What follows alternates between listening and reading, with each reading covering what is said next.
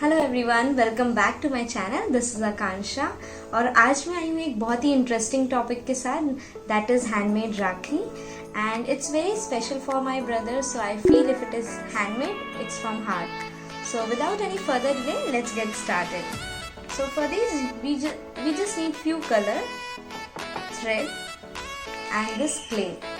So keep watching this video till end.